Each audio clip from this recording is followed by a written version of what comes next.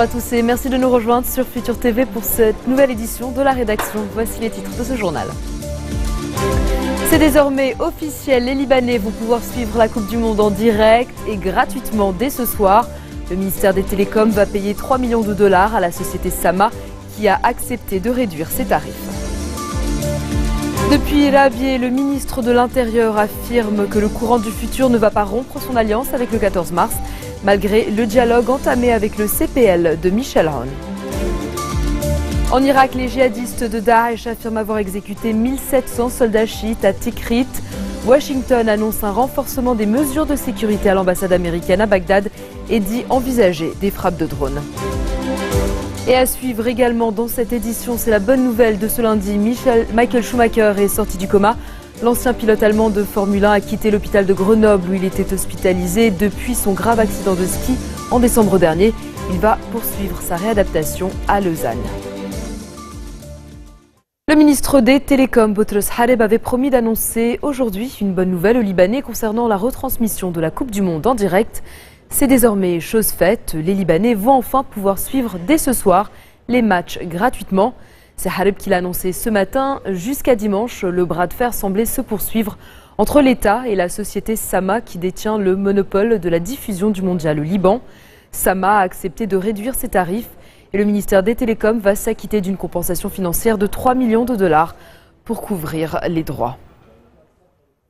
Rencontre entre Michel Aoun et Nouhad Machnouk à Rabier ce lundi. À l'issue de sa rencontre avec le chef du CPL, le ministre de l'Intérieur a assuré que le courant du futur ne se défera pas de son alliance avec le 14 mars, dont le candidat reste Samir Jarja, et cela malgré le dialogue entamé avec Aoun. Il a par ailleurs reconnu que le facteur régional est également responsable de la situation actuelle, appelant à combler la vacance à la présidence. Le Liban n'a toujours pas réussi à élire un successeur à l'ancien président Michel Sleiman, dont le mandat a pris fin le 25 mai dernier.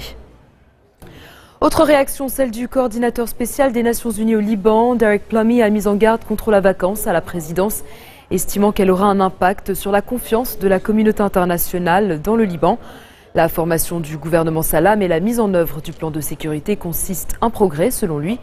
S'exprimant sur la conférence qui s'ouvre demain à Rome pour l'aide à l'armée libanaise, le responsable onusien a indiqué qu'il s'agit d'un pas de plus dans l'appui à l'institution militaire. Objectif de cette conférence, discuter et approuver un plan d'armement et de formation de l'armée en présence de 44 ministres des Affaires étrangères et de la Défense, ainsi que des commandants en chef d'armée, d'officiers spécialisés dans la planification logistique et d'experts militaires. Tamam Salam estime que la situation sécuritaire du Liban est sous contrôle malgré la détérioration de la situation sécuritaire en Irak depuis la récente offensive de Daesh. Dans des propos à la presse, le Premier ministre a rappelé que l'État œuvre à améliorer les capacités de l'armée libanaise pour apporter la stabilité au Liban malgré le contexte régional tourmenté. Salam a également dit vouloir réactiver le travail du gouvernement. En raison de la vacance présidentielle, le cabinet assume les fonctions du chef de l'État comme prévu par la Constitution. Nouhad El-Machnouk promet d'affronter le terrorisme présent dans les prisons libanaises en annonçant un plan sécuritaire en collaboration avec l'armée libanaise. L'annonce a été faite par le ministre de l'Intérieur lors de l'inauguration d'un nouveau bâtiment à la prison de Loumier. Il a par ailleurs abordé le problème majeur de la surpopulation en milieu carcéral, estimant qu'il est du droit des Libanais de ne pas s'exposer aux retombées de cette surpopulation, mettant en garde contre une catastrophe imminente. Dans l'actualité régionale de ce lundi, les djihadistes de l'État islamique en Irak et au Levant affirment avoir massacré 1700 chiites, membres des forces de l'armée de l'air irakienne. Le groupe extrémiste sunnite a diffusé des photos des plus violentes pour prouver le massacre. Les clichés n'ont pas pu être vérifiés de manière indépendante. Des clichés qui auraient été pris à Tikrit, l'une des villes du Nord conquises ces derniers jours par les insurgés de Daesh. Ils ont également pris la deuxième ville d'Irak, Mossoul, sa province Ninive, une partie de la province de Salah ad-Din et des secteurs des provinces de Diyala et de Kirkouk. Mais leur progression en direction de Bagdad a été ralentie ce week-end. Le Premier ministre Nouri al-Maliki a annoncé une contre-offensive à une centaine de kilomètres de la capitale. Le pays ne s'est jamais vraiment remis de l'invasion américaine de 2003. Les violences interconfessionnelles qui opposent sunnites et chiites se sont aggravées avec le conflit syrien. Les États-Unis ont annoncé un renforcement des mesures de sécurité à leur ambassade à Bagdad et vont retirer de la capitale irakienne une partie du personnel de la représentation diplomatique. Washington dit par ailleurs envisager des frappes de drones. L'armée israélienne poursuit ses recherches pour tenter de retrouver les 3 adolescents israéliens disparus depuis jeudi. Les militaires ratissent notamment la région d'Hébron en Cisjordanie. Plus de 150 Palestiniens ont déjà été interpellés par les militaires. Parmi eux, le président du Parlement palestinien Aziz Doueik, des députés ainsi que plusieurs cadres du Hamas. C'est le déploiement militaire le plus important organisé par Israël depuis 2005. Ces opérations de ratissage menées y compris en pleine nuit accentuent les tensions. Tôt ce matin, un jeune Palestinien a été tué lors d'affrontements avec des soldats israéliens dans un camp près de Ramallah. Le Premier ministre israélien s'est d'ailleurs entretenu au téléphone avec Mahmoud Abbas. Benjamin Netanyahou a dit au président palestinien qu'il comptait sur son aide pour retrouver les 3 jeunes. De son côté, Abbas a dénoncé le triple enlèvement. Il a aussi condamné les violations israéliennes qui ont suivi ce kidnapping. Dans un instant, direction le Brésil pour faire le point sur les matchs de la Coupe du Monde. A tout de suite.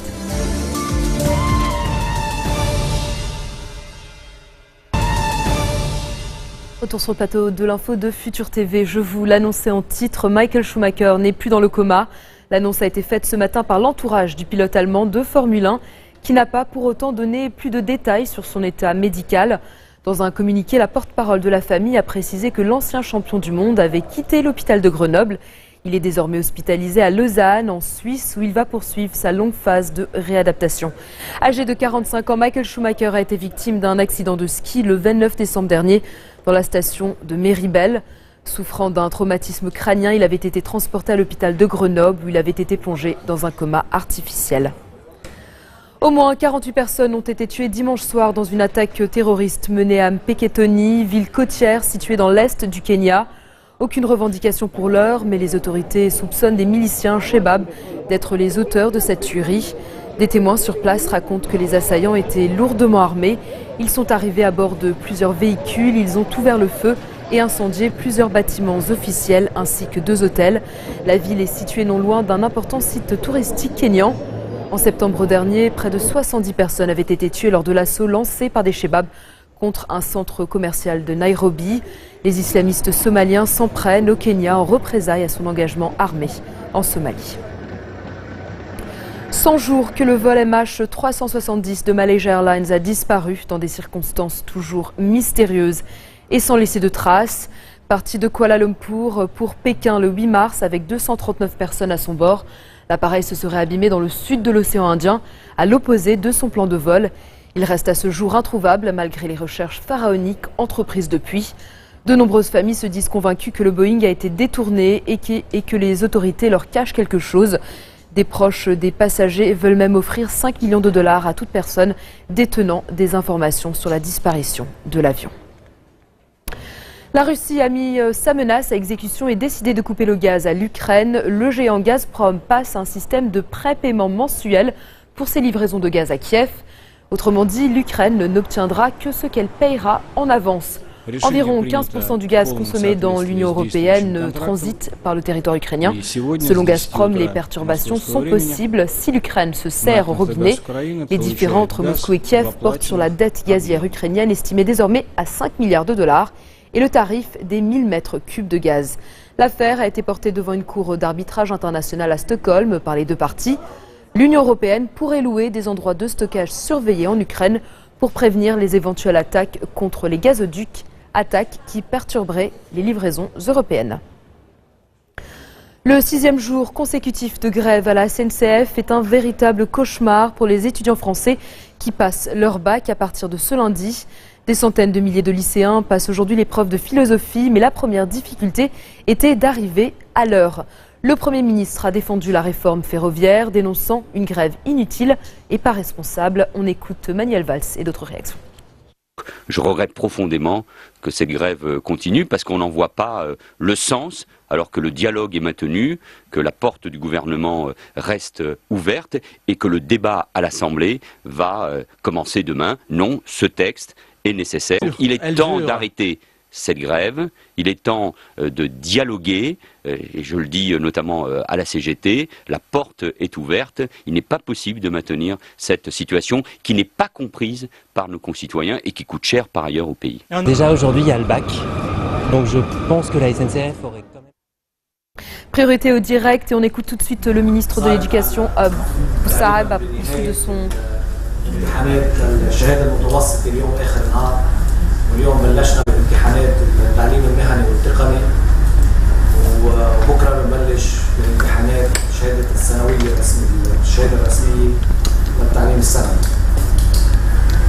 اليوم اجتمعنا لحتى نقيم اللي صار ونحكي بشو بدنا كيف بدنا نتصرف بالمرحله اللي جايه قبل موعد جلسة مجلس النواب لإقرار السلسلة يوم الخميس.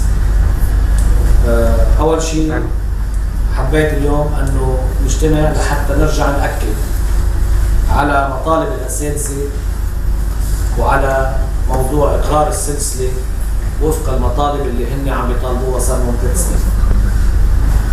وبدي أقول أنه الامتحانات اللي صارت اللي هي أنا اعتبرتها نصر للأساتذة ولهيئة التنسيق وللطلاب وللوزارة، لأنه هي كانت للمصلحة الوطنية، وأثبتت الوزارة والأساتذة والطلاب أنه بالنتيجة حرصنا على التعليم هو اللي خلى التوافق يصير، وهو اللي ريح العالم وخلى الامتحانات تصير بالطريقة اللي عم تصير فيها، والأجواء كلكم نقلتوها عبر كل وسائل الإعلام والارتياح اللي هالشيء أدى له عند الأهل وعند التونس.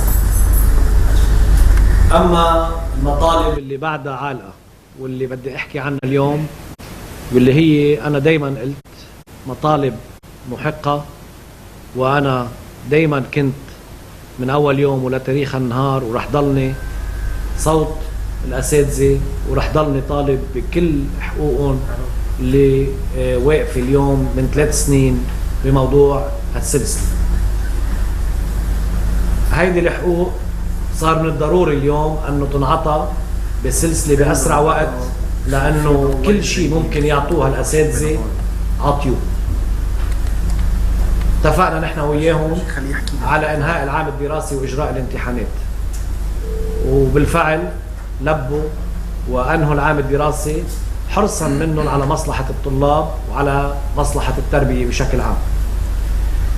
ورجعنا اختلفنا على آلية إجراء الامتحانات، ولكن ضمنا في لكم أنه هن والوزير والكل كنا دايما حريصين أنه تصير في امتحانات وما نلغي الشهادة أو نعطي إفادات. بالنتيجة رجعنا من بعد ما صارت الجلسة ومن بعد ما طار النصاب وما صار في إقرار للسلسلة بطريقة أو بأخرى، تفهمنا وتوافقنا على إكمال إجراء الامتحانات للتاريخ اللي نحن فيه اليوم. بس اللي بدي يوضحه للمرة الثالثة أو الرابعة ليكون واضح عند كل العالم، يلي هو موضوع تصحيح الامتحانات وإصدار النتائج. هذا الموضوع مختلف تماما عن كل الإجراءات اللي أخذناها بالماضي وعن كل القرارات اللي أخذها وزير التربية بإنهاء عام دراسي أو إجراء امتحانات. هذا الموضوع بدي أرجع أكد وأقول مش ممكن ولا يمكن نقدر نصحح امتحانات ولا بشكل من الأشكال بدون موافقة هيئة التنسيق. أنا قلت بالماضي ما عندي النية وبرجع بقولها ولا عندي القدرة ولا رح حاول التف على هذا الموضوع لنعمل محاولة لتصحيح الامتحانات بدون ما يكون في موافقة من هيئة التنسيق، لأنه الأمر كتير سهل. في عنا اليوم حوالي 1,050,000 مسابقة بدهم تصحيح بالامتحانات الرسمية بشقيها، وفي عنا حوالي 350,000 مسابقة بدهم تصحيح بالتعليم المهني والتقني، يعني 1,400,000 مسابقة، وكل مسابقة بده يصلحوها استئذان وبده يرجع يكشف عليها مدقق. يعني في 3 أشخاص بدهم يطلعوا، بدهم يصلحوا، بدهم يراقبوا ويدققوا بكل مسابقة. يعني من المستحيل أنه نقدر نمشي بتصحيح امتحانات إذا ما صار في توافق، وإذا ما صار في إقرار للسلسلة حسب ما عم بسمع واللي عم بيقرروه بهيئة التنسيق. أنا قلت رح كون موجود معهم بقراراتهم. إذا قرروا يصلحوا الامتحانات أنا رح كون حدهم، وإذا قرروا يقاطعوا تصحيح الامتحانات أنا رح كون حدهم. لأنه وقت اللي حكيت على التوازن بين الطلاب وبين الأساتذة أنا كنت بعنيها. أي ضغط اليوم أو أي محاولة، وأنا عم لكم سلف بتكون محاولة فاشلة إذا بدنا نمشي فيها، لا تصحيح امتحانات، كون عم حاول اضغط على الأساتذة ويبطل فيها التوازن اللي أنا حكيت عنه موجود بين الأهل وبين الطلاب من ميل وبين الأساتذة من تاني ميل. اليوم الموقف اللي نحن فيه والأساتذة هن فيه أقوى بكتير من الموقف اللي كنا فيه قبل.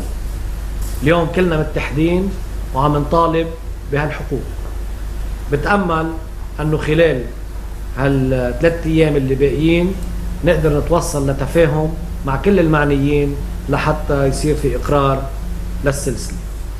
أنا ما بخفي عليكم أنه الاتصالات عم بتصير حتى بهاللحظة، وأنا شخصيا اليوم اجتمعت مع دولة رئيس مجلس الوزراء واتصلت مع الرئيس سنيورة، وصباحا كنت اجتمعت مع الجنرال عون، وهلأ بدي أتواصل مع الرئيس بري لحتى أرجع أكد مطالب الأساتذة.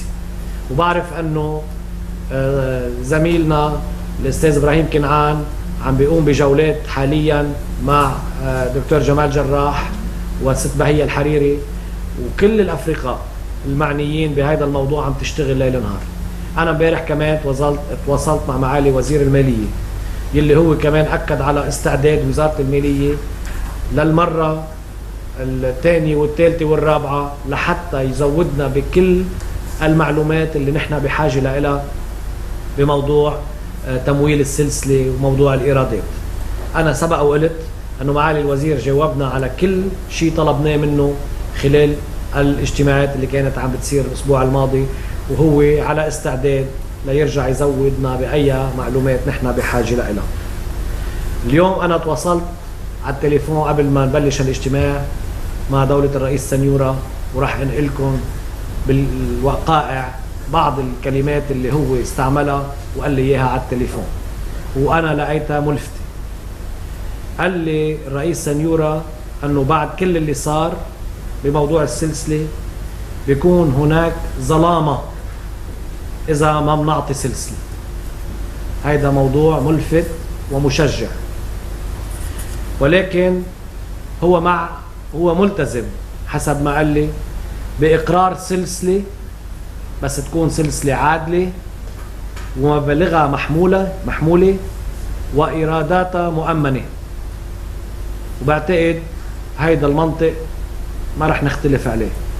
نحن بنفهم العدالة تنعطى وقت اللي حقوق توصل لأصحابها، وبنفهم أنه المبالغ تكون محمولة لنقدر نعطيهم شيك يكون فيه رصيد، والإيرادات مؤمنة لنقدر نمول هالسلسلة.